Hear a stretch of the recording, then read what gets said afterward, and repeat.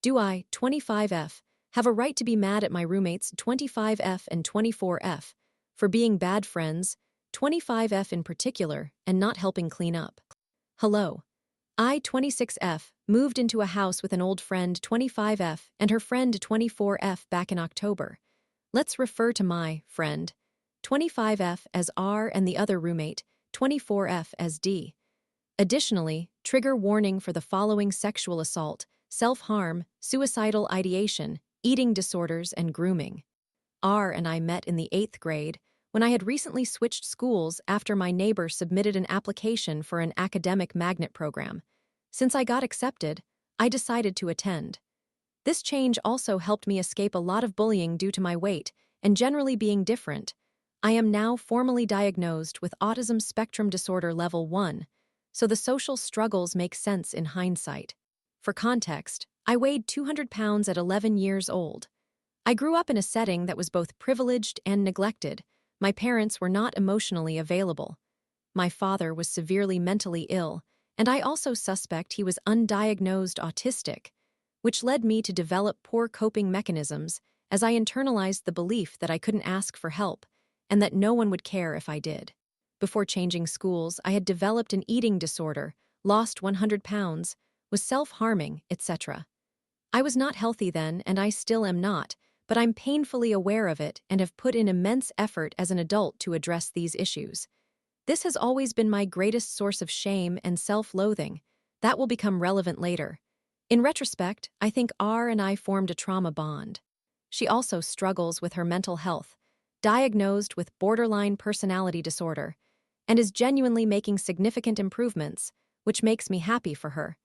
She has even acknowledged that she is a much better person now than she used to be, by her own admission. However, when we first met, we both had similar negative coping mechanisms that resulted in both of us requiring grippy socks vacations, if you understand what I mean. A few months after switching schools, I was hospitalized for depression, prescribed Prozac, and sent on my way. Then, that summer before high school, my father died by suicide. The family van, in which he died, remained in our driveway for 8 years afterwards. There was still blood on the seat and seatbelt, and my mother never inquired about how my brothers and I felt having to walk past that every single day, constantly pretending it wasn't there. It is safe to say that I was heavily dissociating for years. My eating disorder and self-harm worsened, but I immersed myself in schoolwork, theater, and the general music program at the academic high school we both attended, since the middle school where we met was a feeder for it. I'm unsure if staying at that school was beneficial or detrimental at the time. The academic pressure was intense. R ended up switching schools in her sophomore year, and I don't blame her. But I managed to escape my pain for a moment and gained some confidence in the musical theater program. Music was the one area where I consistently excelled, and that period of workaholism likely saved my life, even though I attempted to take my own life multiple times during that phase. My studies and passion for music kept me afloat. I graduated with honors and worked diligently to gain admission into the best college I could. I was accepted into my dream school and believed things were finally improving. R and I remained friends even after she left that school. We hung out and attended each other's graduations, among other things, but I completely fell apart. I was not equipped to handle the cruelty of the world. I thought I had already faced the worst in my childhood. For one, I was unaware that I was autistic. I had never received consistent support regarding my father during that time, let alone how I felt throughout my entire childhood, and for my eating disorder, since the world treated me differently when I was thin, as if I had finally gained worth as a human being. I had to withdraw after one semester. I returned home, worked for about a year, and felt ready to try college again.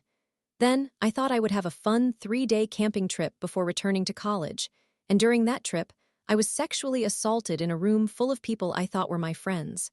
No one intervened, even while it was happening right in front of them. He followed me around for the entire 3 days. All I can remember is crying and begging my friends. R was not present to help me, to get me away from him. They acknowledged that they were uncomfortable with his behavior, but left me with him whenever he located where I was again. I then began experiencing panic attacks, something I had never encountered before. but I attempted to persevere once more. I went back to the same school but crashed and burned again, in addition to being groomed by an assistant manager at my job who was twice my age. I was now 19. I withdrew again and returned home, entering an actual catatonic state of depression. I spent 6 months on my mother's couch, barely able to move, while finally undergoing intensive therapy with a multitude of doctors, including transcranial magnetic stimulation therapy. Gradually, I began to feel some sense of better, but when I say better, I really just mean the awareness that time will pass regardless of my feelings. If I feel like complete garbage, I have learned that the world does not care. I must keep moving forward no matter how I feel. That shame has always motivated me. I secured a job and performed fairly well. I received a promotion just before COVID hit, so when we shut down, I had to deal with the backlash of everyone's anger. I appreciated the shutdown for providing a socially sanctioned opportunity to rest. My eating disorder resurfaced when I reached 200 pounds again, and I felt ashamed that I couldn't allow anyone to see me at that weight again due to my past experiences. I recognize that this mindset is toxic and irrational, but I hope the context clarifies why I felt that way, even if I do not logically agree with it. So I lost a considerable amount of weight again during lockdown and attempted to rebuild my life once more. Once the world began to reopen, I both worked and attended community college, and I was doing slightly better, but again, better, in the sense I mentioned earlier. There was no genuine improvement, just a realization that the world is sink or swim. I am in the United States, where many of us must work 2 or 3 jobs just to survive. I worked full-time and part-time while in school and finally felt semi-stable enough to move out of my mother's house. I transferred from community college to a local university and was performing very well, making the dean's list every semester. However, I was incredibly stressed, and the situation was not sustainable. Then, I was groomed by my actual boss this time when I was 24 and he was 41.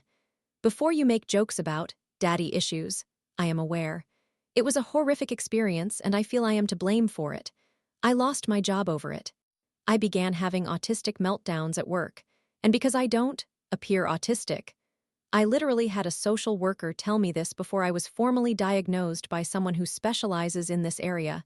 Human resources didn't believe me. Nonetheless, I managed to extract some positive from that total disaster, which nearly ruined me. Following that, I entered a toxic relationship with my roommate, which ended a few months ago. I tried incredibly hard to persevere. I did not want to drop out of school again. However, I could only sustain myself for another semester and a half due to the mental turmoil from everything I had just experienced. I struggled to maintain jobs. While academically I was still performing very well, I was merely hanging on mentally. I began working in a funeral home because I was interested in the field, but looking back, I realize it was because I felt dead inside. I ended up in a confrontation with a coworker who had been exceedingly rude to me while we worked together, and when I finally spoke up, she retorted with, "You obviously have a ton of things wrong with you." No kidding. I know, and I despise it. I have been striving my entire life to change it. Now, back to R&D. I'm providing all of this context because it describes the past 8 years of my life, failure after failure, trauma after trauma. Yet, I continue to attempt to push through as I always have. I just left that toxic relationship and had to move back in with my mother since I had been living with that partner. A lot of physical abuse from my childhood resurfaced while living there, leading to conflicts with my mother when I finally summoned the strength as an adult to confront her. An autistic child should not be restrained on the ground by her father and older brothers while she screams and begs to be released, stating that she is in pain and cannot breathe. An autistic child should not have to go to the emergency room for a tetanus shot because her brother literally bit her, breaking the skin and almost fracturing her arm. My mother had the authority as a parent to intervene and chose not to. So, that was a significant source of my distress, in addition to the incident involving my father's vehicle. Anyway, R and Dt's previous roommate left rather hastily, and they were in urgent need of someone to avoid losing the house. R and I had reconnected a little while ago after not communicating for a couple of years. I had somewhat distanced myself from her because I felt she didn't reciprocate our friendship. I never expressed that to R, so that is my fault. Since I desperately needed to escape my mother's house, I decided to move in with them. Upon moving in, I encountered complete chaos. The dishwasher, washing machine, and dryer were all broken. Although the dishwasher could have been fixed with a quick call, we were hand-washing dishes, and I would have expected my roommates to clean their dishes and put them away immediately. Other people cannot wash and put away their dishes if you don't. We consistently have dishes piled up in the sink, and I have tried discussing this with them in a friendly manner. They still neglect to wash their dishes. They leave hairballs on the floor and furniture from their cats. My best friend, truly my only genuine friend, recently visited and saw the place. She returned on another day to help me clean because it was filthy. The previous roommate had been going through a tough time, losing a friend, and R&D were more focused on her struggles than on cleaning up the mess she left behind. However, I understood that if I didn't clean it, it simply would not get done. I will refer to the previous roommate as PP left the laundry room filled with soiled clothes from when her dog was ill. Therefore, my friend, whom I will call G, assisted me in picking up literal dried dog feces. We were gagging the entire time. G helped me declutter every closet, dispose of old furniture in the shed, remove the recycling, and even helped me rent an industrial carpet cleaner for the stains and hair accumulation on the rug. I have been consistently putting trash bags of PTK's belongings into our collection bin every week. R&D have not bothered to do so. For actual debris, I had to clean up from a time before I even lived there. To be fair, D had just injured her back, and R began assisting when she saw G and me cleaning. Still, it honestly felt as though R only helped when someone other than me highlighted the problem. It wouldn't have been addressed if G and I hadn't stepped in. Why do I think this way? I perceive myself as Artik's pity friend, if I can even be called a friend anymore. I came to this conclusion after I was very honest with R&D about potentially needing to move back in with my mother. I'm experiencing significant debt and stress, and despite applying for numerous jobs, nothing has materialized. I am terrified and was shedding tears as I spoke to them about it. Somehow, the topic shifted to dating, and I jokingly mentioned being subjected to the manic pixie dream girl trope, and R interjected with, "Yeah, and you're actually severely mentally ill and have issues." And while that is accurate, what I was genuinely going to say was, I am a person, not an extension of someone else. I can't stop thinking about it. It genuinely hurt my feelings. I have been crying for the past few days because I feel like no one truly cares to understand how hard I am trying to just exist as a person. At this point, after years of therapy, many modalities, and more than 10 different combinations of psychiatric medications. Currently, I'm taking 2 antidepressants, a mood stabilizer, an anti-anxiety medication, and a stimulant for my formally diagnosed ADHD. I am aware of my mental health challenges. That is no secret. I think R might have intended it to be a joke or was casting it on herself when she made that comment, but I am unsure if that was intended as humor.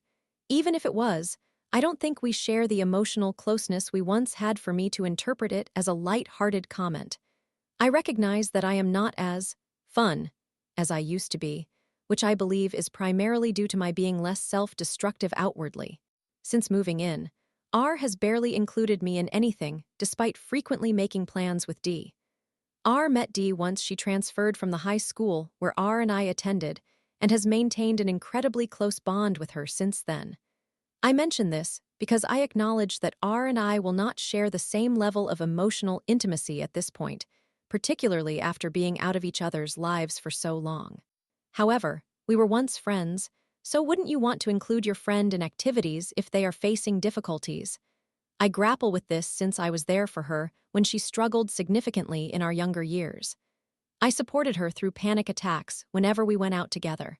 It's not as if she owes me anything. It's likely a toxic mindset because I never intended to be there for her in hopes of receiving something in return, but I can't help but feel disappointed that this social reciprocity is not being reciprocated. Perhaps I have overshared with her. This is a harsh truth, and maybe she simply doesn't want to deal with me anymore. If that is the case, I wish she would be frank about it instead of claiming to care while treating me as though I do not matter. For instance, I am not intentionally eavesdropping on their conversations, but D speaks rather loudly, and I have overheard them discussing plans for an upcoming trip without including me. The last time we all went out together was a few months ago when I received a last-minute invitation to see a movie with R, D, and some friends. They didn't wait for me to purchase tickets since seats are now assigned. R didn't speak to me at all during the evening and did not sit next to me either. I went to the restroom and cried, almost leaving. I forced myself to return and asked D if we weren't sitting together because they didn't want me there, and she looked at me as if I were insane. But how am I supposed to interpret that? D has indeed been kinder to me than R since I moved in 4 months ago, but even so, she does not comprehend where I am at emotionally. Following our discussion about my potential move out, I spoke with D, and she essentially told me to just push through, just keep going. I recognize she means well, but she doesn't understand how long I've been attempting to do just that. I've been mentally fighting for literally my entire life. Even R seemed to indicate that one day everything clicked for her, and I want to scream. It's not a competition of pain. I keep pushing through, yet nothing improves. My experiences have been drastically different from theirs. Yes, my choices have played a role, but much of it stems from recent trauma. I feel utterly shattered and broken. I need to feel safe, yet I have never genuinely felt safe. I have never had a true group of friends where I felt they genuinely cared about me, acknowledging my past and the struggles I face while recognizing how hard I am trying. Human beings need connection, and my profound desire for someone to simply see me has led me into these grooming situations and toxic relationships. Merely pushing through without fulfilling the fundamental human need for loving, supportive relationships has resulted in my eating disorder, self-harm through sexual encounters, and suicidal attempts, although thankfully, I now experience suicidal ideation less frequently. Nonetheless, I realize I have vented for far too long. I am at a point where I think I will need to move out, but even that feels like escaping from one boiling pot into another, as the only option is to return to my mother's house. Please, let me know if I am being toxic. I may be unintentionally making this situation solely about myself, hence the extensive trauma dump background, when it has nothing to do with me. However, I feel like I am shouting into the void for someone to acknowledge my suffering. I just feel profoundly hurt. I do not need to be included in every single activity. Merely receiving an invite would mean a lot at this moment. It is simply hard to coexist with someone who was once your friend when it seems like the friendship no longer exists, especially when all I crave is the reassurance that people genuinely care. I wonder if R&D might be the common denominator regarding their difficulties with every single previous roommate they had. Am I toxic, Reddit? I seek advice. TLDR, this is a lengthy trauma dump. I moved into the home of an old middle and high school friend, R, back in October, and R does not include me in any activities. R has grown very close to the other roommate, D, and I often hear them making plans without me, and they never bother to invite me. One time, they invited me to something. R didn't even speak to me or sit next to me. I have been enduring a tumultuous time over the past 6 years. It hasn't relieved at all: sexual assault, dropping out of college 4 times, grooming, getting fired for being autistic with HR not believing me, losing every job due to burnout, and being in a toxic relationship for almost 2 years. I feel like a shadow of my former self. Recently, R made a joke about my severe mental illness that deeply upset me, as I now realize we are not close enough for her to make such comments. R and D hardly clean the house, and I am tired of reminding adults to wash their dishes. I also cleaned up actual dried dog feces left by the previous roommate, P, because the house was filthy, and R and D weren't going to clean it. I am just so exhausted, stressed, and fed up with being the secondary friend and feeling as if people don't care about my feelings. Story 2. My 22/M, friend 20/F, is having mental issues and undiagnosed CPTSD. I can't watch her go on like this. If you are reading this, and you recognize that it is about you because I am aware you visit this subreddit, please read to the end. I apologize. In a way, I want you to understand this. Perhaps those in the comments will comprehend, but I am uncertain. This is lengthy and intricate, and I will do my best to address questions in the comments. My friend, a 22-year-old male and a 20-year-old female, is experiencing a challenging time in her life. She is struggling mentally and has recently confided in me that she has a plan to end her life in the near future. I could only get her to promise she would not actively pursue it. To rewind to the beginning of our relationship, we are in college and met through a club. I was interested in her, though I wasn't sure if it was as a friend or a romantic partner at the time since I identify as asexual. We ended up going to a planetarium, which she despised and left early. We bumped into each other at team club events a few times, and still interested in at least friendship, I invited her to dinner. We ended up talking until 3-4 a.m., which occurred several times over the following months. I learned some significant details. She is currently engaged to her long-distance fiancé. She suffers from chronic health issues that prevent physical activity. She resides in an abusive household and often finds herself alone, as her parents frequently leave the home. She sleeps with the lights on, experiences nightmares, and only sleeps during the day. She requires treatment for complex post-traumatic stress disorder. I am being vague because it is too distressing to discuss. Yes, someone close to her harmed her years ago. She expressed to me that she will never have sexual intimacy, children, or any romantic relationships. She fluctuates between childlike behavior and adult conduct. I don't fully understand the triggers, but it relates to dissociative abuse. For example, she fails to recognize that a man she met on an airplane sending her inappropriate pictures on social media is not a friend. Additionally, she allows others to pressure her into fake dates. She can also behave masculinely, and anything regarding a father figure tends to trigger her. Things become even more concerning during the nights we spend together talking. Suddenly, whether the lights are on or off, she begins to see things. She refers to it as him, a white face with a dark outline, her father. She once told me she saw a growing snake approaching her, and I'll let you piece together the details. The worst part is that when this occurs, she promptly falls asleep and forgets the conversation. This has transpired 6 times. I have documented these incidents and spoke to her about what is happening, but she either does not understand or does not want to comprehend it. She claimed that acknowledging it would break her. When I asked if she remembered our conversation, she did not. It was the first time I saw her cry.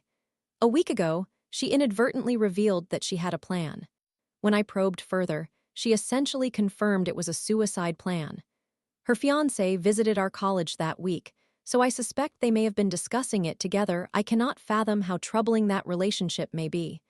My best guess is that it is tied to her nightmares, but her fiancé knows what to do if she decides to act on it. Early in our discussions months ago, she told me that if she asked her fiancé to kill her, he would comply. I was taken aback by both of these revelations and sought more details. For the first time in all the time I have known her, except when she refused to elaborate on her fiancé's involvement in human trafficking, yes, her fiancé was involved in a government's human trafficking situation, which confuses me too. She would not disclose what this suicide plan entailed. I have repeatedly encouraged her to see a professional, as I am not a crisis counselor, but she has not heeded my advice. They both seem to oppose the idea. When we parted ways that night, I nearly called for a psychiatric hold to ensure her safety. The only reason I refrained was that her parents would discover it, and she assured me that she would not actively pursue it. Fast forward to last week. I was with her around 2 a.m., and we were talking in the dark. Suddenly, she saw something, and while I think I know how to address this, I also want to understand what she perceives. She stated, "He is waiting for me, knowing I am going to do it. He wants to watch." I guided her through the darkness to the source of her fear, but she appeared to look right past me. After about 30 minutes of back and forth, she screamed into a pillow, saying, "Go away, it's you." She thought I was her father. I stepped back and then she remarked, "I know who you are." She fell asleep for about 15 minutes and then awoke randomly. She then got into bed and started playing with a switchblade while asleep. Yes, she has harmed herself before, even in front of others and mutual acquaintances. I was about to leave when I noticed it and told her, "I will go if you ask me to, but until then, I cannot trust you to sleep alone, so I will stay here until you do." She attempted to feign sleep, which did not work. After an hour of this and more discussion, I decided to take action and told her to move over. Immediately, she set the switchblade down, stopped fidgeting with it, and cuddled against my side, interlocking our fingers. I kissed her head, which I sometimes do, I acknowledge the complexity of this. This behavior became frequent. She would lean against me, hold my hand, or bury her face in my neck as we lay next to each other. I allowed it, convincing myself that I was merely acting like an older brother and appreciating her trust, but I kept reminding myself to establish boundaries, and I should have done so. I realize now that this was my mistake. It became too intimate, and I accept my role in that development. Yes, this is inappropriate. Yes, it constitutes emotional cheating. And yes, I acknowledge my foolishness. What do you expect me to do? She awoke appearing much happier than the night before, unable to recall the events, and played with my hair. When I asked if she would be all right, she said yes, I know she was lying, but I have my own life to attend to. Since then, she has been avoiding me or has mentioned once in the past 2 weeks that she is busy. I told her I would check in every 3 days, but now our text exchanges make it seem as though I am a desperate romantic trying to win her affection. She does not initiate contact, and when I visited her today to speak in person about what is happening, I arrived at her room and heard muffled, distressed noises. Gently knocking on the door to inform her it was me, I was met with her yelling that she is not dressed, to leave her alone, and to go away. I promptly complied. I have since faced repercussions from building management for appearing to be a clingy ex-boyfriend. Something has transpired in the past week, and I do not know what or why, but she has not confided in me. I am at a loss. If she takes her own life, I would feel responsible. In a weak moment, I expressed this to her. I was desperate, and guilt-tripping seemed to provide a temporary solution. I genuinely do not know. During my time interning in social work, I did not have to deal with such personal challenges. The right course of action for me is to distance myself. Blocking her and moving on may be best. But is that truly the appropriate choice for her? I tell myself I can handle a modicum of stress, but I do not wish to be the irritating presence in her life. What can I actually do? I cannot maintain a friendship since she does not respond. If I leave her alone, she will likely think I no longer care. I cannot approach her family, her fiancé, or her friends. She insists she has many close friendships, but they are one-sided, and I had to extract this information from her. I continually find myself defending against claims of an inappropriate relationship. I must assist her when she experiences nightmares and requires support. I have urged her to treat her fiancé kindly because she can swing between belittling him and then professing, "I love you." She has told me he loves her, deeply, but lacks ambition and whatnot. She has communicated that he desires intimacy, while she has no interest and feels fear.